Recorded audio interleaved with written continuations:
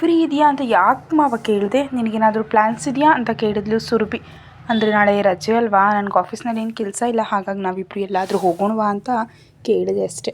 It's okay, ನೀನೇನು ಕೆಲಸ ಮುಗಿಸ್ಕೊಂಡು ನಿಮ್ಮ ಆಂಟಿಯವ್ರ ಮನೆಗೆ ಹೋಗೋ ಮೊದಲು ನನಗೆ ಕಾಲ್ ಮಾಡು, ನಾನು ಬಂದು ನಿನ್ನ ಪಿಕಪ್ ಮಾಡ್ಕೊಳ್ತೀನಿ ಅಂತ ಹೇಳಿದ ವೀರೇಂದ್ರ. ಅಯ್ಯೋ, ಅಷ್ಟು ಅವಶ್ಯಕತೆ ಇಲ್ಲ ಮಾವ, ನಮ್ಮ ಹಾಸ್ಟೆಲ್ನಿಂದ ಕೇವಲ 1 ಕಿಲೋಮೀಟರ್ ಅಷ್ಟೇ, ನಾನು ನಡ್ಕೊಂಡೇ ಹೋಗ್ತೀನಿ, ಬೇಕಿದ್ರೆ ಆಟೋದಲ್ಲಿ ಹೋಗ್ತೀನಿ, ನೀನು ಬರೋದೇನು ಬೇಡ ಅಂದ್ಲು ಸುರಭಿ. ಆ ಮಾತಿಗೆ ಸ್ವಲ್ಪ ಬೇಸರ ಮಾಡಿಕೊಂಡು, ಹಾಗಾದರೆ ನಿಮ್ಮ ಅಕ್ಕನ ಮನೆಗೆ ನನ್ನನ್ನು ಮಾತ್ರ ಕರ್ಕೊಂಡು ಹೋಗಲ್ವಾ ಅಂತ ಕೇಳಿದ ವೀರೇಂದ್ರ. ಕರ್ಕೊಂಡು ಹೋಗ್ತೀನಿ, ಆದರೆ ಸದ್ಯಕ್ಕೆ ನಮ್ಮ ಅಕ್ಕ ಇಲ್ಲಿ ಇಲ್ಲ, ಅವಳು ಆಫೀಸ್ ಕೆಲಸದ ಮೇಲೆ ಇಟಲಿಗೆ ಹೋಗಿದ್ದಾಳೆ. ಸೊ ನಾನು ಹೋಗ್ತಾ ಇರೋದು ಆಂಟಿಯನ್ನು ಭೇಟಿಯಾಗೋದಕ್ಕೆ, ಅಕ್ಕ ಬಂದಮೇಲೆ ನಿನ್ನನ್ನು ಕರ್ಕೊಂಡು ಹೋಗ್ತೀನಿ ಅಂತ ಹೇಳಿದ್ಲು ಸುರಭಿ. ಓ ಸರಿ ಸರಿ ಸರಿ, ಎಂಜಾಯ್ ಮಾಡಿ ಅಂದ ವೀರೇಂದ್ರ. ಆಮೇಲಿಬ್ಬರು ಸಾಮಾನ್ಯ ವಿಷಯಗಳನ್ನ ಮಾತಾಡ್ತಾ ಬಂದರು. ಹಾಸ್ಟೆಲ್ ಬರಲು ಕಾರ್ನಿಂದ ಇಳಿದ ಸುರಭಿ, ಓಕೆ ಮಾವ, ಮತ್ತೆ ನಾವು ಸೋಮವಾರ ಸಿಗೋಣ ಅಂತ ಅಂದ್ಲು. ಅಂದರೆ ನಾಳೆಯಲ್ಲ, ನಾನು ನಿನ್ನನ್ನು ನೋಡ್ದೇನೆ ಇರಬೇಕಾ ಅಂತ ಕೇಳಿದ ವೀರೇಂದ್ರ. ಆ ಮಾತಿಗೆ ಒಂದು ಸಲ ಅವನ ಕಡೆ ನೋಡಿದ್ಲು ಸುರಭಿ. ವೀರೇಂದ್ರ ನಗುಮುಖದಿಂದ ಅವಳನ್ನ ನೋಡ್ತಿದ್ದಾನೆ. ಅವನ ಉದ್ದೇಶ ಏನೆಂದು ಅರ್ಥ ಆಗ್ತಿದ್ರೂ ಆ ಮಾತು ಸುರಭಿಗೆ ತುಂಬ ಹತ್ತಿರವಾಯಿತು. ಅದಕ್ಕೆ ಒಂದು ಕ್ಷಣ ಯೋಚಿಸಿ, ಮಾವ, ನಾಳೆ ಬೆಳಿಗ್ಗೆ ಸರಿಯಾಗಿ 9 ಗಂಟೆಗೆ ಬಂದುಬಿಡು, ನಾವಿಬ್ಬರು ಹೊರಗೆ ಹೋಗೋಣ, ದಿನ ಇಡೀ ನಿನ್ನಿಷ್ಟ, ಆದರೆ ಸಂಜೆ ಮಾತ್ರ ನನ್ನ ಆಂಟಿಯವ್ರ ಮನೆ ಹತ್ರ ಬಿಡಬೇಕು ಅಂತ ಹೇಳಿದ್ಲು ಸುರಭಿ. ಆ ಮಾತಿಗೆ ಸಣ್ಣದಾಗಿ ನಕ್ಕು, ಕೆಲಸ ಇದೆ ಅಂದ್ಯಲ್ಲ ಅಂತ ಕೇಳಿದ ವೀರೇಂದ್ರ. ಹಾಂ ಇದೆ ಅಂದೆ, ಆದರೆ ಈಗ ನಿನಗಿಂತ ಹೆಚ್ಚಲ್ಲ ಅನ್ನಿಸ್ತಿದೆ, ಸೊ ಆ ಕೆಲಸ ಈಗಲೇ ಮುಗಿಸ್ಕೊಳ್ತೀನಿ, ನಾಳೆ ನಾವಿಬ್ಬರು ಹೊರಗೆ ಹೋಗೋಣ. ನಾನು ಬೆಂಗಳೂರಿಗೆ ಬಂದು ತುಂಬ ದಿನ ಆಯಿತು, ಆದರೆ ಇದುವರೆಗೆ ಹೊರಗೆ ಹೋಗಿಲ್ಲ ಅಂತ ಹೇಳಿದ್ಲು ಸುರಭಿ. ಆ ಮಾತಿಗೆ ಓಕೆ ಕಣಮ್ಮ, ಥ್ಯಾಂಕ್ ಯು ಸೋ ಮಚ್, ನಾಳೆ ಬೆಳಗ್ಗೆ ಬಂದುಬಿಡ್ತೀನಿ, ರೆಡಿಯಾಗಿರೋ ಅನ್ನುತ್ತಾ ಕಾರ್ ತಿರುಗಿಸ್ಕೊಂಡು ಹೊರಟೋದ ವೀರೇಂದ್ರ. ಅವನು ಹೋದ ತಕ್ಷಣ ಒಳಗೆ ಬರ್ತಿದ್ರೆ ವಾರ್ಡನ್ ಅವನ್ನ ನೋಡಿ, ಹಲೋ ಸುರಭಿ, ಇಲ್ಲಿ ಬಾ ಅಂತ ಕರೆದ್ಲು. ಅದಕ್ಕೆ ವಾರ್ಡನ್ ಹತ್ರ ಹೋಗಿ, ಹೇಳಿ ಮೇಡಮ್ ಅಂತ ಕೇಳಿದ್ಲು.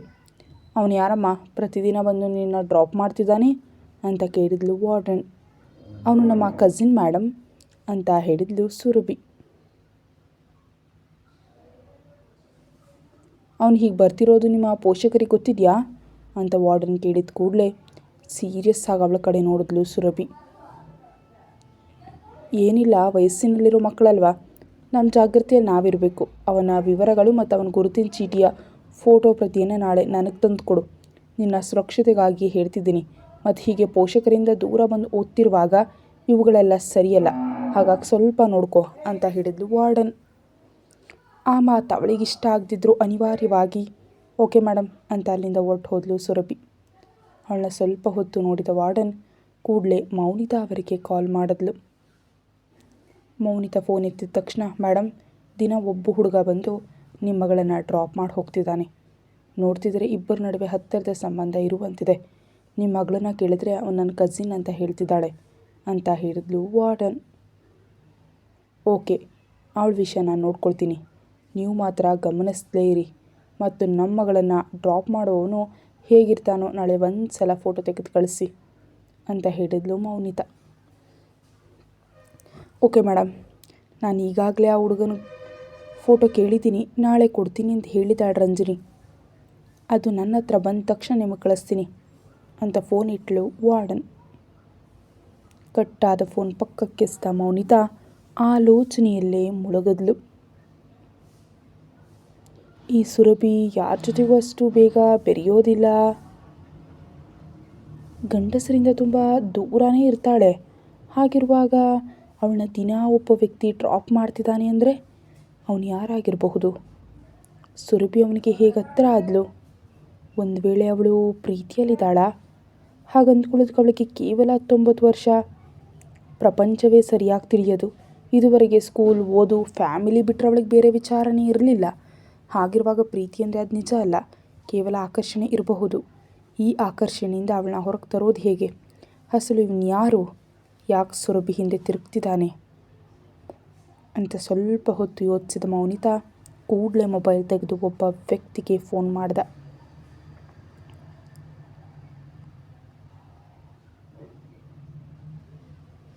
ಯಾಕಂದರೆ ಆ ವಾರ್ಡನ್ ಮೌನಿತಾ ಕಾಲ್ ಮಾಡಿ ಎಲ್ಲ ವಿಷಯವನ್ನು ಹೇಳಿದ್ಲು. ಇದರ ಯೋಚನೆಯಿಂದಾಗಿ ಅವಳು ಒಬ್ಬರು ಕಾಲ್ ಮಾಡಿದ್ಲು. ಆ ಕಡೆಯಿಂದ ಕಾಲ್ ಎತ್ತಿದ ತಕ್ಷಣ, ಕೇಳಿ ನಿಮ್ಮನ್ನು ಸುರಭಿಗೆ ಬಾಡಿಗಾರ್ಡ್ಸ್ ಆಗಿ ಇಟ್ಟಿದ್ಯಾಕೆ? ಅವಳಿಗೆ ಸರಿಯಾಗಿ ರಕ್ಷಣೆ ನೀಡಬೇಕು ಅಂತ ತಿಳಿಯಲ್ವಾ? ಅವಳು ದಿನ ಒಬ್ಬನ ಕಾರ್ನಲ್ಲಿ ಹಾಸ್ಟೆಲ್ಗೆ ಹೋಗ್ತಿದ್ದಾಳೆ. ಆ ವಿಷಯ ನೀವು ಗಮನಿಸ್ತಿದ್ದೀರಾ? ಅಲ್ಲಿ ಹೋಗಿ ಕೂತು ದಿನ ತಿನ್ನೋದು ಕುಡಿಯೋದು ಅಲ್ಲ, ಸುರಭಿಯನ್ನು ಗಮನಿಸ್ತಿರಬೇಕು. ಅದಕ್ಕಾಗಿಯೇ ನಿಮ್ಮ ಬಾಸ್ ನಿಮಗೆ ಹಣ ಕೊಡ್ತಿದ್ದಾರೆ ಅಂತ ಗಟ್ಟಿಯಾಗಿ ಕೇಳಿದ್ಲು ಮೌನಿತಾ. ಆ ಮಾತಿಗೆ ಆ ವ್ಯಕ್ತಿ, ಸುರಭಿ ಮೇಡಮ್ ಅವ್ರನ್ನ ಒಬ್ಬ ವ್ಯಕ್ತಿ ಪಿಕಪ್ ಮಾಡೋದನ್ನು ನಾವು ನೋಡಿದ್ದೀವಿ ಮೇಡಮ್. ಕೂಡಲೇ ಅವನ್ನ ತಡಿಬೇಕು ಅಂತ ಕೂಡ ಅಂದ್ಕೊಂಡ್ವು. ಆದರೆ ಹತ್ರ ಹೋಗಿ ನೋಡಿದ್ರೆ ಆ ವ್ಯಕ್ತಿ ಯಾರೂ ಅಲ್ಲ, ವೀರೇಂದ್ರ ಸರ್. ಪ್ರತಿದಿನ ಸುರಭಿ ಮೇಡಮ್ ವೀರೇಂದ್ರ ಸರ್ ಜೊತೆಯಲ್ಲೇ ಹೋಗ್ತಾ ಇದ್ದಾರೆ. ಆ ಸರ್ ನಿಮ್ಮ ಸೋದರ ಸಂಬಂಧಿ ಅಲ್ವಾ, ಅದಕ್ಕೆ ನಾವು ಏನೂ ಮಾತಾಡಲಿಲ್ಲ ಅಂತ ಹೇಳ್ದ. ಅವನು ಹೇಳಿದ್ದನ್ನು ಕೇಳಿ ಮೌನಿತಾ ಶಾಕ್ ಆದ್ಲು. ಏನೋ ಸುರಭಿನ ದಿನ ಕಾಲೇಜಿನಿಂದ ಪಿಕಪ್ ಮಾಡ್ಕೊಂಡು ಹೋಗೋದು ವೀರೇಂದ್ರನಾ ಅಂತ ತನ್ನೊಳಗೆ ತಾನು ಅಂದ್ಕೊಳ್ತಿರುವ ಮೌನಿತಾ ಇದನ್ನ ವ್ಯಕ್ತಿ ಹೇಳೋದನ್ನು ಕೇಳಿಸ್ಕೊಳ್ತಿದ್ದಾಳೆ. ಆಗ ಅವನು ಮತ್ತೆ ಮಾತಾಡ್ತಾ, ವೀರೇಂದ್ರ ಸರ್ ನಿಮ್ಮ ಸಂಬಂಧಿಕರೇ ಅಲ್ವಾ ಮೇಡಮ್? ಒಂದು ವೇಳೆ ನಮ್ಮ ಮೇಲೆ ನಂಬಿಕೆ ಇಲ್ಲದೆ ಸುರಭಿ ಮೇಡಮ್ ಅವರಿಗಾಗಿ ನೀವೇ ಅವರನ್ನು ಕಳಿಸಿದ್ದೀರೋ ಏನೋ ಅಂತ ನಾವು ಸುಮ್ಮನಿದ್ವು ಮೇಡಮ್. ಅಷ್ಟೇ ಹೊರತು ನಾವು ಸುರಭಿ ಮೇಡಮ್ ಅವ್ರನ್ನ ಗಮನಿಸದೆ ಬಿಟ್ಟಿಲ್ಲ ಅಂತ ಹೇಳ್ದ ಆ ಕಡೆಯಿಂದ ಆ ವ್ಯಕ್ತಿ. ಅದನ್ನು ಕೇಳಿ ಮೌನಿತಾ ಕಿರಿಕಿರಿ ಪಡುತ್ತಾ, ನಾವು ವೀರೇಂದ್ರನ್ನ ಕಳಿಸಿದ್ರೆ ನಿಮಗೆ ತಿಳಿಸ್ತಿದ್ವೋ ಅಲ್ವಾ? ಆದರೂ ವೀರೇಂದ್ರ ಫ್ಯಾಮಿಲಿಗೂ ನಮಗೂ ಮಧ್ಯೆ ಭಿನ್ನಾಭಿಪ್ರಾಯಗಳಿವೆ. ಆ ವಿಷಯ ನಿನಗೆ ತಿಳಿಯಲ್ವಾ ಅಂತ ಕೇಳಿದ್ಲು. ಗೊತ್ತು ಮೇಡಮ್, ಆದರೆ ಎಷ್ಟೇ ಭಿನ್ನಾಭಿಪ್ರಾಯಗಳಿದ್ದರೂ ನೀವೆಲ್ಲ ಒಂದೇ ಅಲ್ವಾ? ಎಷ್ಟು ಬೇಡ ಅಂದರೂ ಸುರಭಿ ಮೇಡಮ್ಗೆ ವೀರೇಂದ್ರ ಸರ್ ಮಾವ ಆಗ್ತಾರೆ. ಹಾಗಿರುವಾಗ ಮಧ್ಯದಲ್ಲಿ ಮಾತಾಡೋದಕ್ಕಾಗಲ್ವಲ್ಲ ಮೇಡಮ್ ಅಂತ ಹೇಳಿದ ಅವನು. ಆ ಮಾತುಗಳನ್ನ ಕೇಳ್ತಾ ಇರೋ ಮೌನಿತಾಗೆ ತಲೆ ತಿರುಗಿದಂತಾಯಿತು. ಏನಿದು ಇವನು ಹೀಗೆ ಮಾತಾಡ್ತಿದ್ದಾನೆ? ಅಸಲು ಈ ವೀರೇಂದ್ರ ಸುರಭಿ ಹತ್ರ ಯಾಕೆ ಹೋದ? ಈ ಹುಡುಗಿ ಯಾಕೆ ಅವನ ಜೊತೆ ಹಾಸ್ಟೆಲ್ಗೆ ಹೋಗ್ತಿದ್ದಾಳೆ? ಆ ಹುಚ್ಚು ಹುಡುಗಿ ಅವನ ಮೇಲೆ ಏನಾದರೂ ಪ್ರೀತಿ ಬೆಳೆಸ್ಕೊಂಡಿದ್ದಾಳಾ? ಆದರೂ ವೀರೇಂದ್ರ ಇದನ್ನೆಲ್ಲ ಮಾಡ್ತಿದ್ರೆ ಈ ಚಂದ್ರ ಏನು ಮಾಡ್ತಿದ್ದಾನೆ ಅಂದ್ಕೊಂಡು ಚಂದ್ರನಿಗೆ ಫೋನ್ ಮಾಡಿದ್ಲು ಮೌನಿತಾ. ಆ ಸಮಯದಲ್ಲಿ ಚಂದ್ರ ಫಾರ್ಮ್ ಹೌಸ್ನಲ್ಲಿ ಮೋಜು ಮಸ್ತಿಯಲ್ಲಿ ಮುಳುಗಿದ್ರಿಂದ ಮೌನಿತಾಳ ಕಾಲನ್ನು ಎತ್ತಲಿಲ್ಲ.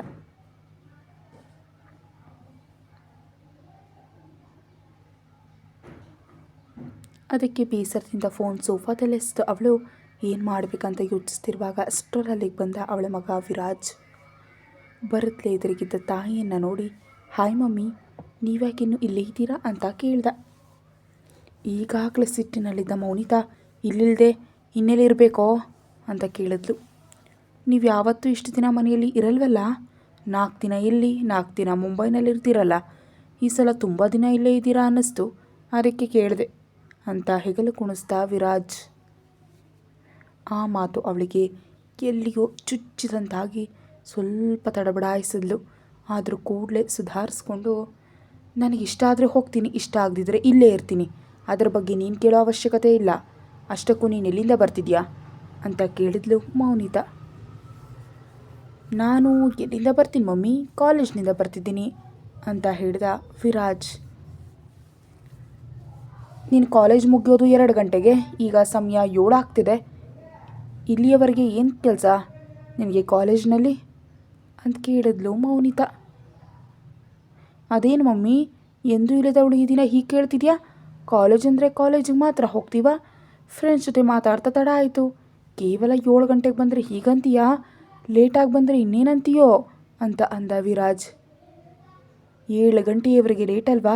ಹಾಗಾದರೆ ಇವರಿಗೆ ಲೇಟ್ ಅಂದರೆ ಏನರ್ಥವೋ ಅಂತ ಮನಸ್ಸಿನಲ್ಲಿ ಅಂದ್ಕೊಳ್ತಾ, ಇನ್ನು ಮುಂದೆ ಇಂಥವುಗಳನ್ನ ಸ್ವಲ್ಪ ಕಡಿಮೆ ಮಾಡಿದರೆ ಒಳ್ಳೆಯದು ಅಂತ ಹೇಳಿದ್ಲು ಮೌನಿತಾ. ಆ ಮಾತಿಗೆ ವಿರಾಜ್ ವಿಚಿತ್ರವಾಗಿ ನೋಡ್ತಾ, ಏನು ಕಡಿಮೆ ಮಾಡಬೇಕು ಮಮ್ಮಿ, ನನಗೇನು ಅರ್ಥ ಆಗಲಿಲ್ಲ. ಏನಾದರೂ ಕಡಿಮೆ ಮಾಡಬೇಕನ್ಸಿದ್ರೆ ಕಡಿಮೆ ಮಾಡ್ತೀವಿ ಬಿಡು, ಈಗ ನನ್ನನ್ನು ಡಿಸ್ಟರ್ಬ್ ಮಾಡಬೇಡ ಅಂತ ಕೂಲಾಗಿ ಹೇಳಿ ತನ್ನ ರೂಮ್ ಒಳಗೆ ಹೊರಟು ಹೋದ ವಿರಾಜ್. ಮಗನಿಂದ ಇಂಥ ಮಾತುಗಳು ಸ್ವಲ್ಪ ಕಷ್ಟ ಅನಿಸಿದ್ರು ಇನ್ನು ಮುಂದೆ ಮಕ್ಕಳ ಮೇಲೆ ಸಂಪೂರ್ಣ ಗಮನ ಹರಿಸಬೇಕು ಅಂತ ಮೌನಿತ ನಿರ್ಧರಿಸಿದ್ಲು. ಮತ್ತೊಂದೆಡೆ ರೆಸ್ಟೋರೆಂಟ್ನಲ್ಲಿ ತನ್ನ ರೂಮ್ನಲ್ಲೂ ಕೂತು ರೆಸ್ಟೋರೆಂಟ್ಗೆ ಬರ್ತೀನಿ ಎಂದು ವೀರ ಇನ್ನೂ ಬರಲಿಲ್ಲ ಯಾಕೆ ಅಂತ ಆಲೋಚನೆ ಮಾಡ್ತಾ ಇದ್ದಾಳೆ ಅನ್ಸೂಯ. ಅವಳ ಆಲೋಚನೆಗೆ ಬ್ರೇಕ್ ಹಾಕ್ತಾ ರೆಸ್ಟೋರೆಂಟ್ಗೆ ಬಂದ ವೀರ. ಅವನನ್ನು ನೋಡಿದ್ಲೆ, ಬಾ ವೀರ, ನಿನಗಾಗಿ ತುಂಬ ಹೊತ್ತಿನಿಂದ ಕಾಯ್ತಿದ್ದೀನಿ, ನೀನು ಹೋಗಿ ಕೌಂಟರ್ನಲ್ಲಿ ಕೂತ್ಕೋ ಅಂದ್ಲು ಅನ್ಸೂಯ. ಬೇಡ, ಆ ಬಿಲ್ಗಳನ್ನು ನೀನೇ ನೋಡ್ಕೊ, ಆ ಹಣವನ್ನು ನೀನೇ ಕೂಡಿಟ್ಕೊ, ಇಲ್ಲಿನ ನಿರ್ವಹಣೆಯನ್ನು ಕೂಡ ನೀನೇ ನೋಡ್ಕೊ, ನಾನು ಆ ಕಾರ್ನರ್ ಸೀಟ್ನಲ್ಲಿ ಕೂತ್ಕೊಳ್ತೀನಿ, ಅದು ಸಾಕು ಅನ್ನುತ್ತಾ ಒಂದು ಮೂಲೆಯಲ್ಲಿದ್ದ ಸೀಟ್ನಲ್ಲಿ ಕೂತ್ಕೊಂಡ ವೀರ. ಅವನು ಕೂತ ಜಾಗದಿಂದ ಹಾಲ್ ಪೂರ್ತಿ ಸ್ಪಷ್ಟವಾಗಿ ಕಾಣ್ತಿತ್ತು. ಊಟದ ಸಮಯವಲ್ಲದ ಕಾರಣ ಜನರು ಯಾರೂ ಹೆಚ್ಚಿರಲಿಲ್ಲ. ಸ್ನ್ಯಾಕ್ಸ್ ಮತ್ತು ಕಾಫಿ ಟೀ ಕುಡಿಯೋರು ಮಾತ್ರ ಇದ್ದರು. ಅದಕ್ಕೆ ಅನ್ಸೂಯ ಹೋಗಿ ವೀರನ ಎದುರು ಕೂತ್ಲು. ಯಾಕಿಲ್ಲಿ ಕೂತಿದ್ಯಾ, ಹೋಗಿ ಬಿಸ್ನೆಸ್ ನೋಡ್ಕೊ ಅಂದ ವೀರ. ನೋಡ್ಕೊಳ್ತೀನಿ, ಆದರೆ ನೀನು ಯಾಕೆ ನನ್ನ ಜೊತೆ ಇಷ್ಟು ರೂಡಾಗಿ ಮಾತಾಡ್ತಿದ್ಯಾ ಅಂತ ಕೇಳಿದ್ಲು ಅನ್ಸೂಯ. ಯಾಕೆ, ನನ್ನ ಮಾತು ಕೇಳೋದಕ್ಕೆ ಇಷ್ಟ ಆಗ್ತಿಲ್ವೇ, ಅಥವಾ ಹೀಗೆ ಮಾತಾಡ್ತಿದ್ರೆ ನಾನು ನಿನಗೆ ಇಷ್ಟ ಆಗ್ತಿಲ್ವಾ ಅಂತ ಕೇಳಿದ ವೀರ. ನೀನು ಹೇಗಿದ್ದರೂ ನನಗೆ ಇಷ್ಟ ಆಗ್ತೀಯಾ, ನೀನು ಅಂದರೆ ನನಗೆ ತುಂಬ ಇಷ್ಟ ವೀರ, ಆದರೆ ನೀನು ನನ್ನ ಜೊತೆ ಪ್ರೀತಿಯಿಂದ ಮಾತಾಡಿದ್ರೆ ಮಾತ್ರ ನಾನು ಚೆನ್ನಾಗಿರ್ತೀನಿ, ಇಲ್ದಿದ್ರೆ ನನಗೆ ಬೇಸರ ಆಗುತ್ತೆ, ಇನ್ಫ್ಯಾಕ್ಟ್ ನನಗೆ ಹುಚ್ಚು ಹಿಡ್ದಂತಾಗುತ್ತೆ ಅಂತ ಅಂದ್ಲು ಅನ್ಸೂಯ. ಆ ಮಾತಿಗೆ ಕಣ್ಣುಗಳನ್ನ ಮಾತ್ರ ಮೇಲೆತ್ತಿ ಅವಳ ಕಡೆ ನೋಡ್ದ ವೀರ. ನಿಜವಾಗಿಯೂ ನೀನು ಹೀಗಿದ್ರೆ ನನಗೆ ಇಷ್ಟ ಆಗ್ತಿಲ್ಲ ವೀರ. ಸರಿ, ನೀನು ಯಾಕೆ ಆ ಹುಡುಗಿ ಮೇಲೆ ಸೇಡಿನಿಂದ ಇದೆಯೋ ಅದು ನಿನ್ನಿಷ್ಟ, ಅದು ನನಗೆ ಸಂಬಂಧ ಇಲ್ಲ. ನನ್ನ ಜೊತೆ ಮಾತ್ರ ಮೊದಲಿನಂತೆ ಇರಬೇಕು, ನನಗಾಗಿ ಏನಾದರೂ ಮಾಡಬೇಕು ಅಂತ ಅವಳ ಮಾತು ಮುಗೀತಿದ್ದಂತೆಯೇ ಸಂಪೂರ್ಣವಾಗಿ ನಿನ್ನ ಸೆರಗು ಹಿಡಿದು ತಿರುಗಬೇಕು ಅಷ್ಟೇನಾ ಅಂದ ವೀರ. ಹೌದು ಅಷ್ಟೇ ಅಂತ ಹೇಳಿದ್ಲು ಅನ್ಸೂಯ. ನಾನು ಯಾವಾಗಲೂ ನಿನ್ನ ಸೆರಗು ಹಿಡಿದ್ಲೇ ಇರ್ತೀನಿ, ಆ ವಿಷಯದಲ್ಲಿ ಅನುಮಾನ ಇಲ್ಲ, ನೀನೇ ನನ್ನ ದೇವತೆ. ಆದರೆ ನನ್ನ ಸೇಡಿನ ವಿಷಯದಲ್ಲಿ ನನಗೆ ಅಡ್ಡ ಬಂದರೆ ಮಾತ್ರ ಇಷ್ಟೊಂದು ಪ್ರೀತಿಯನ್ನು ಕೂಡ ಪಕ್ಕಕ್ಕಿಟ್ಟು ಕೊಂದುಬಿಡ್ತೀನಿ ಅಂತ ಹೇಳಿದ ವೀರ. ಅಯ್ಯೋ, ನಿಜಕ್ಕೂ ನಾನು ಬರಲ್ಲ ಸರಿನಾ, ನೀನೇನು ಮಾಡಿದ್ರು ಅದು ನಿನ್ನಿಷ್ಟ, ನನಗೆ ಸಂಬಂಧ ಇಲ್ಲ, ನೀನು ನನ್ನ ಜೊತೆ ಮಾತ್ರ ಚೆನ್ನಾಗಿದ್ದರೆ ಸಾಕು ಅಂತ ಹೇಳಿದ್ಲು ಅನ್ಸೂಯ. ಓಕೆ ಓಕೆ ಓಕೆ ರಾತ್ರಿ ರೆಡಿಯಾಗಿರು, ಮೊದಲೇ ಇಡೀ ರಾತ್ರಿ ವೇಸ್ಟ್ ಮಾಡಿದೆ ಅಂತ ಅಂದ ವೀರ. ಆ ಮಾತಿಗೆ ಸಣ್ಣದಾಗಿ ನಕ್ಕು, ಖಂಡಿತ ರೆಡಿಯಾಗಿರ್ತೀನಿ, ಐ ಮಿಸ್ ಯು ವೀರ ಎನ್ನುತ್ತಾ ಎದ್ದು ಅಲ್ಲಿಂದ ಹೊರಟು ಹೋದ್ಲು ಅನ್ಸೂಯ. ರಂಜಿನಿ ಮೇಲೆ ಸೇಡಿನ ಬಗ್ಗೆ ಅವಳು ತಲೆ ಕೆಡಿಸ್ಕೊಳ್ಳೋದಿಲ್ಲ ಅಂತ ಪ್ರಾಮಾಣಿಕವಾಗಿ ಹೇಳಿದ್ರಿಂದ ವೀರ ಕೂಡ ರಿಲ್ಯಾಕ್ಸ್ ಆದ. ಆದರೆ ಅವನಿಗೆ ತಿಳಿಯದ ವಿಷಯ, ಅನ್ಸೂಯ ಈ ವಿಷಯವನ್ನು ಇಷ್ಟು ಸುಲಭವಾಗಿ ಬಿಡೋದಿಲ್ಲ. ಹೇಗಾದರೂ ಮಾಡಿ ರಂಜಿನಿ ಮೇಲೆ ವೀರನಿಗೆ ಅಷ್ಟೊಂದು ಸೇಡು ಯಾಕೆ ಅಂತ ಕಂಡುಹಿಡಿಯಬೇಕು ಅಂತ ಫಿಕ್ಸ್ ಆದ್ಲು. ಆದರೆ ವೀರನಿಗೆ ಎದುರು ಹೋಗೋದನ್ನು ತಿಳಿಯೋದಕ್ಕೆ ಸಾಧ್ಯ ಇಲ್ಲ. ಆದ್ದರಿಂದ ಅವನ ದಾರಿಯಲ್ಲೇ ಹೋಗಿ ಅವನ ಮೂಲಕವೇ ತಿಳಿಬೇಕಂದ್ಕೊಂಡ್ಳು. ಅದಕ್ಕೆ ಕೂಡಲೇ ಅವನ ಜೊತೆ ಸೇರಿಕೊಂಡ್ಳು. ಮತ್ತೊಂದೆಡೆ ಇಟಲಿಯಲ್ಲಿರೋ ನಮ್ಮ ಪ್ರೇಮಿಗಳಿಗೆ ಮಾರನೇ ದಿನ ಬೆಳಕಾಯಿತು. ಬೆಳಗ್ಗೆ ಬೇಗ ಎದ್ದ ರಂಜಿನಿ ಬೇಗನೆ ರೆಡಿಯಾಗಿ ಕಾನ್ಫರೆನ್ಸ್ಗೆ ಲೇಟ್ ಆದರೆ ಈ ಸೈಕೋ CEO ಹತ್ರ ಬೈಕುಳ ತಿನ್ನಬೇಕು, ಅವನಿಗೆ ಆ ಚಾನ್ಸ್ ಕೊಡದೆ ನಾನು ಬೇಗ ಹೋಗಬೇಕು ಅಂತ ಅಂದ್ಕೊಳ್ತಾ ರೂಮ್ನಿಂದ ಹೊರಗೆ ಬಂದಳು. ಅಷ್ಟರಲ್ಲಾಗಲೇ ರುದ್ರ ರೆಡಿಯಾಗಿ ಅವಳಿಗೆ ಕಾಯುತ್ತಾ ಅವಳನ್ನ ಬೈಯೋದಕ್ಕೆ ರೆಡಿಯಾಗಿರ್ತಾನೆ ಅಂತ ಅವಳು ಅಂದ್ಕೊಂಡಿದ್ಲು. ಆದರೆ ರುದ್ರ ಮಾತ್ರ ಕ್ಯಾಶುವಲ್ ಟೀ ಶರ್ಟ್, ಜೀನ್ಸ್ ಪ್ಯಾಂಟ್ನಲ್ಲಿ ಹಾಲ್ನಲ್ಲಿ ಕೂತು ನಿಧಾನವಾಗಿ ಹಣ್ಣುಗಳನ್ನ ತಿಂತಿದ್ದಾನೆ. ಅವನ್ನ ನೋಡಿದ ರಂಜಿನಿ ಶಾಕ್ ಆಗಿ ಸಂಶಯದಿಂದ ಸಮಯ ನೋಡಿಕೊಂಡ್ಳು. ಆಗಲೇ 9 ಗಂಟೆ ಆಗಿತ್ತು. ಸಮಯ ಆಗ್ತಿದ್ರು ಇವನೇನು ಇಷ್ಟು ಪ್ರಶಾಂತವಾಗಿ ಕೂತು ಹಣ್ಣು ತಿಂತಾ ಇದ್ದಾನೆ ಅಂದ್ಕೊಂಡ ಅವಳು ರುದ್ರನ ಎದುರು ಹೋಗಿ, ಏನಾಯ್ತು ಸರ್, ನಾವು ಕಾನ್ಫರೆನ್ಸ್ಗೆ ಹೋಗಬೇಕಲ್ವಾ, ನೀವೇನು ಇಲ್ಲಿ ಕೂತು ಹಣ್ಣು ತಿಂತಿದ್ದೀರಿ, ಇನ್ನೂ ರೆಡಿಯಾಗಿಲ್ಲ ಅಂತ ಕೇಳಿದ್ಲು ರಂಜಿನಿ. ಆ ಮಾತಿಗೆ ಸಣ್ಣದಾಗಿ ನಕ್ಕ ರುದ್ರ ಹಣ್ಣಿನ ಬೌಲಿನ ಪಕ್ಕಕ್ಕಿಟ್ಟು, ನನ್ನ ಬಿಸ್ನೆಸ್ ಮೇಲೆ ನನಗಿಂತ ನಿನಗೆ ಹೆಚ್ಚು ಆಸಕ್ತಿ ಇರುವಂತಿದೆಯಲ್ಲ, ಬರ್ತೀಯಾ ನನ್ನ ಜಾಗಕ್ಕೆ ಅಂತ ಕೇಳ್ದ. ಆ ಮಾತಿಗೆ ತಡಬಡಾಯಿಸ್ತಾ, ಇಲ್ಲ ಸರ್, ಆದರೆ ನೀವಿನ್ನೂ ರೆಡಿ ಆಗದೆ ಇರೋದು ನೋಡಿ ಟೆನ್ಷನ್ನಿಂದ ಕೇಳಿದೆ, ಐ ಆಮ್ ಸಾರಿ ಅಂತ ಹೇಳಿದ್ಲು ರಂಜಿನಿ. ಏನು, ಈ ಸಾರಿ ಅನ್ನೋ ಮಾತು ನಿನಗೆ ತುಂಬ ಇಷ್ಟನಾ ಅಂತ ಕೇಳಿದ ರುದ್ರ. ಆ ಮಾತಿಗೆ ಅರ್ಥ ಆಗದಂತ ಅವನ ಕಡೆ ನೋಡಿದ್ಲು ರಂಜನಿ. ಅಷ್ಟು ಮುಗ್ಧವಾಗಿ ಮುಖ ಮಾಡಬೇಡ, ನೀನು ತಪ್ಪು ಇದ್ದರು ಇಲ್ದಿದ್ರು ಏನು ಹೇಳಿದ್ರು ಸಾರಿ ಹೇಳ್ತಿರ್ತೀಯಲ್ಲ, ಹಾಗೆ ನಿನ್ನ ಬಾಯಿಂದ ಪ್ರತಿ ಸಲ ಈ ಸಾರಿನ ಕೇಳ್ತಿದ್ರೆ ನನಗೆ ನಿಜಕ್ಕೂ ಆ ಪದದ ಮೇಲೆ ವಿರಕ್ತಿ ಬಂದ್ಬಿಟ್ಟಿದೆ ಅಂತ ಹೇಳಿದ ರುದ್ರ. ಆ ಮಾತಿಗೆ ಸಾರಿ ಸರ್, ಇನ್ನೊಮ್ಮೆ ಏನಲ್ಲ ಅಂದ್ಲು ರಂಜನಿ. ಅದಕ್ಕೆ ಸೀರಿಯಸ್ ಆಗವಳನ್ನ ನೋಡ್ದ ರುದ್ರ ಆ ನೋಟಕ್ಕೆ ನಡುಕ್ತಾ ಸಾರಿ ಸಾರಿ ಸಾರಿ ಅನ್ನಲ್ಲ ಅಂದ್ಲು ರಂಜನಿ. ಅದಕ್ಕೆ ಹಲ್ಲು ಕಟಕಟ ಕಡಿದು ನಿನಗೆ ದಂಡ ಕಣಮ್ಮ, ಸದ್ಯಕ್ಕೆ ಅವತಾರ ಬಿಟ್ಟು ಕ್ಯಾಶುವಲ್ ಡ್ರೆಸ್ನಲ್ಲಿ ಬಾ, ಈ ದಿನ ಕಾನ್ಫರೆನ್ಸ್ ಇಲ್ಲ, ನಾವು ಹೊರಗೆ ಹೋಗ್ತಿದ್ವಿ ಅಂತ ಹೇಳ್ದ ರುದ್ರ. ಆ ಮಾತಿಗೆ ಈ ದಿನ ಕ್ಯಾನ್ಸಲ್ ಆಗಿದೆಯಾ, ಹಾಗಾದರೆ ನಾಳೆ ಇರುತ್ತಾ ಸರ್ ಅಂತ ಕೇಳಿದ್ಲು ರಂಜನಿ. ಅದೆಲ್ಲ ಆಮೇಲೆ ಓದಿಸೋಣ, ನೀನು ಹೋಗಿ ಈ ಡ್ರೆಸ್ನ ಬದಲಾಯಿಸ್ಕೊಂಡು ಬಾ ಅಂತ ಹೇಳ್ದ ರುದ್ರ. ಓಕೆ ಸರ್, ಆದರೆ ನಾವು ಎಲ್ಲಿಗೆ ಹೋಗ್ತಿದ್ದೀವಿ ಅಂತ ಕೇಳಿದ್ಲು ರಂಜನಿ. ಎಲ್ಲಿಗೆ ಅಂತ ಹೇಳಿದ್ರೆ ನಾ ಬರೋದಾ ಅಂತ ಕೇಳ್ದ ರುದ್ರ. ಅಂದರೆ ನಾವು ಹೋಗೋ ಜಾಗಕ್ಕೆ ತಕ್ಕಂತೆ ಡ್ರೆಸ್ ಹಾಕ್ಕೊಳ್ಳೋಣ ಅಂತ ಕೇಳಿದೆ ಸರ್ ಅಂತ ಅಂದ್ಲು ರಂಜನಿ. ಓಹೋ, ಜಾಗಕ್ಕೆ ತಕ್ಕಂತೆ ಡ್ರೆಸ್ ಹಾಕ್ಕೊಳ್ಬೇಕು ಅಂತ ನಿನಗೆ ಗೊತ್ತಿದೆಯಲ್ಲ, ಸರಿ ಹಾಗಾದರೆ ಹೋಗಿ ಜೀನ್ಸ್ ಟಾಪ್ ಹಾಕ್ಕೊಂಡು ಬಾ ಅಂತ ಗಟ್ಟಿಯಾಗಿ ಹೇಳ್ದ ರುದ್ರ. ಅದಕ್ಕೆ ಇನ್ನು ಜಾಗದ ಬಗ್ಗೆ ಕೇಳೋ ಧೈರ್ಯ ಮಾಡದೆ ಓಕೆ ಸರ್ ಅನ್ನುತ್ತಾ ಹೋಗಿ 10 ನಿಮಿಷದಲ್ಲಿ ರೆಡಿಯಾಗಿ ಹೊರಗೆ ಬಂದು ರಂಜನಿ. ಅವಳನ್ನ ಕೆಳಗಿನಿಂದ ಮೇಲಿನವರೆಗೆ ನೋಡ್ದ ರುದ್ರ. ನಾನು ನಿನ್ನ ಸೀರೆ ಉಡೋದಕ್ಕೆ ಹೇಳಿದ್ದೆ, ನೀನು ಯಾಕೆ ಈ ಇಟಲಿಗೆ ಬರುವಾಗ ಅದನ್ನು ಬಿಟ್ಟು ಬಂದೆ ಅಂತ ಕೇಳ್ದ ರುದ್ರ. ಅಷ್ಟೇ ಸರ್, ಬೇರೆ ದೇಶ ಅಲ್ವಾ ಸರ್, ಇಲ್ಲಿ ಅದೆಲ್ಲ ಯಾಕೆ ಅಂತ ಹಾಕ್ಕೊಳ್ತಿಲ್ಲ ಅಂದ್ಲು ರಂಜನಿ. ಅಂದರೆ ನೀನು ತಂದಿದೀಯಾ, ಆದರೆ ಯಾಕೆ ಅಂತ ಹಾಕ್ಕೊಳ್ತಿಲ್ಲ ಅಷ್ಟೇನಾ ಅಂತ ಕೇಳ್ದ ರುದ್ರ. ಅಂದರೆ ಹೆಚ್ಚಾಗಿ ತಂದಿಲ್ಲ, ಆದರೆ ನೀವು ತುಂಬ ಒತ್ತಾಯ ಮಾಡಿದ್ರೆ ಹಾಕ್ಕೊಳ್ಳೋದಕ್ಕೆ ಇರಲಿ ಅಂತ ಒಂದು 2-3 ಜೊತೆ ತಂದಿದ್ದೀನಿ ಸರ್ ಅಂತ ಹೇಳಿದ್ಲು ರಂಜನಿ. ಅವಳು ಹಾಗೆ ಮುನಿಸ್ಕೊಳ್ತಾ ಪ್ರತಿಯೊಂದಕ್ಕೂ ಉತ್ತರ ಕೊಡ್ತಿದ್ರೆ ಅದನ್ನು ನೋಡೋದಕ್ಕೆ ರುದ್ರನಿಗೆ ತುಂಬ ಖುಷಿ ಆಗ್ತಿತ್ತು. ಅದಕ್ಕೆ ಒಂದರ ಹಿಂದೆ ಒಂದರಂತೆ ಪ್ರಶ್ನೆಗಳನ್ನ ಹಾಕ್ತಿದ್ದ. ಓಕೆ, ನಾಳೆ ಮಾತ್ರ ನಿನ್ನ ಹತ್ರ ಇರೋ ಸೀರೆ ಉಟ್ಟು ಕಲರ್ಫುಲ್ಲಾಗಿ ರೆಡಿ ಆಗಬೇಕು, ಈ ಇಟಲಿಯವರಿಗೆ ನಮ್ಮ ಇಂಡಿಯನ್ ಕಲ್ಚರ್ ತೋರಿಸ್ಬೇಕು, ಹಾಗೆ ಆ ಕಲ್ಚರನ್ನು ಅವ್ರು ಇಷ್ಟಪಡುವಂತೆ ರೆಡಿ ಆಗಬೇಕು ಅಂತ ಹೇಳಿದ ರುದ್ರ. ಎಲ್ಲರನ್ನ ಮೆಚ್ಚೋದು ಕಷ್ಟ ಅಲ್ವಾ ಸರ್ ಟಕ್ಕನ್ನು ಕೇಳಿದ್ಲು ರಂಜನಿ. ಅದೆಲ್ಲ ನನಗೆ ಸಂಬಂಧ ಇಲ್ಲ, ಆದರೆ ಇಲ್ಲಿರೋರೆಲ್ಲ ನಿನ್ನ ನೋಡಿ ವಾವ್ ಅನ್ನಬೇಕು ಅಂದ ರುದ್ರ. ಇದು ತುಂಬ ಚೆನ್ನಾಗಿದೆ, ನಾನೇನಾದರೂ ಮಾಡೆಲ್ ಅಂದ್ಕೊಬಿಟ್ಟಿದ್ದೀರಾ? ಮಾಡೆಲ್ ಅಲ್ಲ ತಾನೇ, ಇಲ್ವೇ ಹೀರೋಯಿನೂ ಅಲ್ಲ, ನನ್ನ ನೋಡಿ ಎಲ್ಲರೂ ಚೆನ್ನಾಗಿದೆಯಾ ಅನ್ನೋದಕ್ಕೆ ಅಂತ ಗುಣಗಿದ ರಂಜನಿ. ಅಷ್ಟಕ್ಕೂ ಈಗ ನಾವು ಎಲ್ಲಿಗೆ ಹೋಗ್ತಿದ್ದೀವಿ ಸರ್ ಅಂತ ಕೇಳಿದ್ಲು. ಹೋಗೋವರೆಗೂ ಕಾಯೋದಕ್ಕಾಗಲ್ವಾ? ಇಲ್ದಿದ್ರೆ ಹೇಳ್ದೆ ಕೇಳಿದೆ ನೀನು ಎಲ್ಲಿಗಾದರೂ ಕರ್ಕೊಂಡು ಹೋಗಿ ಕಿಡ್ನ್ಯಾಪ್ ಮಾಡ್ತೀನಿ ಅಂದ್ಕೊಂಡಿದ್ಯಾ ಅಂತ ಕೇಳ್ದ ರುದ್ರ. ಅಯ್ಯೋ ಅಂಥದ್ದೇನಿಲ್ಲ ಸರ್, ಸುಮ್ಮನೆ ಎಲ್ಲಿಗೆ ಹೋಗ್ತಿದ್ದೀವೋ ತಿಳಿದೇ ಕೇಳಿದೆ, ತಪ್ಪಾಯಿತು ಕ್ಷಮಿಸಿ ಅಂದ್ಲು ರಂಜನಿ.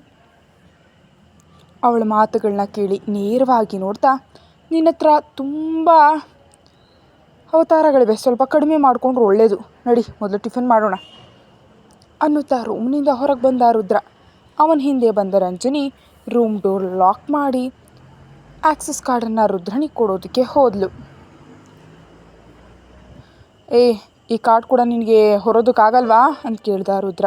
ಸರ್, ನಾನು ಹ್ಯಾಂಡ್ ಬ್ಯಾಗ್ ತಂದಿಲ್ಲ, ಕೇವಲ ಮೊಬೈಲ್ ಮಾತ್ರ ತಂದಿದ್ದೀನಿ, ಅದಕ್ಕೆ ನಿಮ್ಗೆ ಕೊಟ್ಟೆ, ಬೇಡ ಅಂದರೆ ಹೇಳಿ ನಾನೇ ಇಟ್ಕೊಳ್ತೀನಿ ಅಂದ್ಲು ರಂಜನಿ. ನೀನು ಕೈಯಲ್ಲಿ ಹಿಡ್ಕೊಳ್ಳುವ ಅವಶ್ಯಕತೆ ಇಲ್ಲ, ನೀನು ಜೇಬ್ನಲ್ಲೂ ಇಡಬಹುದು ಅನ್ನುತ್ತಾ ಸಲಿಗೆಯಿಂದ ರಂಜನಿ ಕೈಯಲ್ಲಿದ್ದ ಆಕ್ಸೆಸ್ ಕಾರ್ಡ್ ತೆಗೆದು ಅವಳ ಹಿಂದಿನ ಜೇಬ್ನಲ್ಲಿ ಇಟ್ಟ ರುದ್ರ. ಅದಕ್ಕೆ ಶಾಕ್ ಆದ ರಂಜನಿ ಕೂಡಲೇ ಒಂದು ಹೆಜ್ಜೆ ಹಿಂದೆ ಸರಿದು, ಸರ್ ಪ್ಲೀಸ್ ಈ ರೀತಿ ಮುಟ್ಟಬೇಡಿ ಅಂತ ಅಂದ್ಲು. ಸುಮ್ಮನಿರೋ, ನಾನು ಮುಟ್ಟೋದೇ ಕಷ್ಟ ಅಂದ್ಕೊಂಡವಳು ನಿನ್ನೆ ಫ್ಲೈಟ್ನಲ್ಲಿ ಪೂರ್ತಿ ಮೈಯೆಲ್ಲ ತಾಕ್ತಾ ಹೇಗೆ ಜರ್ನಿ ಮಾಡಿದೆ? ಬಹುತೇಕ ನನ್ನ ಮೇಲೆ ಕೂತಿದ್ದಲ್ಲದೆ ರಾತ್ರಿಯೆಲ್ಲ ನನ್ನ ಹೆಗಲ ಮೇಲೆ ವಾಲಿ ನಿದ್ರೆ ಮಾಡಿದೆ, ಅದೆಲ್ಲವನ್ನು ಬಿಟ್ಟು ಈಗ ಕೇವಲ ಒಂದು ಸಣ್ಣ ಟಚ್ಗೆ ಓವರ್ ಆ್ಯಕ್ಷನ್ ಮಾಡ್ತಿದ್ಯಾ ಅಂತ ಅಂದ ರುದ್ರ. ಅದಕ್ಕೆ ಇನ್ನೂ ಅವನ ಜೊತೆ ಮಾತಾಡಿ ಗೆಲ್ಲೋದಕ್ಕೆ ಸಾಧ್ಯ ಇಲ್ಲ ಅಂತ ಅಂದ್ಕೊಂಡ ರಂಜನಿ ಸುಮ್ಮನೆ ಅವನಿಂದೆ ನಡೆದ್ಲು. ರುದ್ರ ಮಾತ್ರ ಮನಸ್ಸಿನಲ್ಲೇ ನಗ್ತಾ, ಇಷ್ಟೊಂದು ಮೆತ್ತಗಿದ್ರೆ ಹೇಗೆ ರಂಜನಿ, ನೀನು ಮೊದಲಿಂದಲೂ ಹೀಗೆ ಇದೆಯಾ, ಇಲ್ವೇ ನನ್ನ ಹತ್ರ ಹೀಗೆ ವರ್ತಿಸ್ತಿದ್ಯಾ, ನಿಜಕ್ಕೂ ನಿನ್ನ ಸ್ವಭಾವವೇ ಇದಾ, ಇಲ್ವೇ ನನ್ನ ಮುಂದೆ ಆ್ಯಕ್ಷನ್ ಮಾಡ್ತಿದ್ಯಾ ಅಂದ್ಕೊಳತ್ಲೆ ರೆಸ್ಟೋರೆಂಟ್ ಕಡೆ ನಡೆದ ರುದ್ರ. ಸ್ವಲ್ಪ ಹೊತ್ತಿಗೆ ಇಬ್ಬರು ರೆಸ್ಟೋರೆಂಟ್ಗೆ ಹೋದರು. ಕನಿಷ್ಠ ಪಕ್ಷ ಅವಳನ್ನ ಏನು ಆರ್ಡರ್ ಮಾಡ್ತೀಯಾ ಅಂತ ಕೇಳಿದೆ. ಇಬ್ರಿಗೂ ಸೇರಿಸಿ ಆರ್ಡರ್ ಮಾಡ್ದ ರುದ್ರ. ಆ ಪದಾರ್ಥಗಳ ಹೆಸರು ಕೂಡ ಅವಳಿಗೆ ತಿಳಿಯೋದು. ನಿನಗೇನು ಬೇಕು ಅಂತ ನನ್ನ ಕೇಳ್ಬೋದಾಗಿತ್ತು. ಯಾವುದೋ ಹೆಸರು ತಿಳಿಯದೆ ಐಟಮ್ಗಳನ್ನ ಆರ್ಡರ್ ಮಾಡಿದ್ದಾನೆ. ಅವುಗಳೇನು ಹೇಗಿರುತ್ತವೋ ತಿಳಿಯೋದು. ಅವುಗಳನ್ನ ನಾನು ತಿನ್ನೋದಕ್ಕೆ ಆಗದಿದ್ರೆ ಮತ್ತೆ ಅವನ ಜೊತೆ ಜಗಳ ಅಂದ್ಕೊಳ್ತಾ ಮುಖ ಸಣ್ಣದು ಮಾಡಿಕೊಂಡು ಸುತ್ತಲೂ ನೋಡ್ತಾ ಕಾಲ ಕಳೆದ್ಲು ರಂಜಿನಿ. ಕತೆ ಮುಂದುವರಿಯುತ್ತೆ. ಹೆಚ್ಚಿನ ವಿಡಿಯೋಗಾಗಿ ಚಾನಲ್ಗೆ ಮೆಂಬರ್ಶಿಪ್ ತಗೊಳ್ಳಿ. Thank you.